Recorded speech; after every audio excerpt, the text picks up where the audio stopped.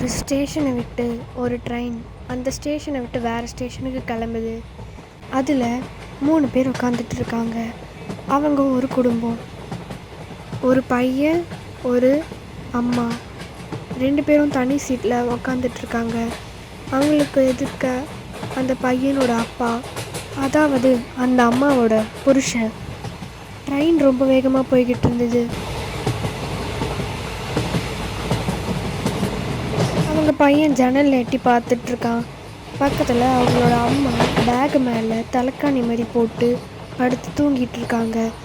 அப்போது அவங்களுக்கு ஒரு கனவு வருது. ஆனால் அந்த கனவில் நடந்தது எல்லாமே நிஜம்தான். அவங்களுக்கு அந்த கனவு வந்ததுலேருந்து வேர்வை கொட்ட ஆரம்பிக்குது. அதுக்கப்புறம் அவங்க எழுந்துடுறாங்க அந்த கனவை விட்டு. அவங்க புருஷனை பார்க்குறாங்க.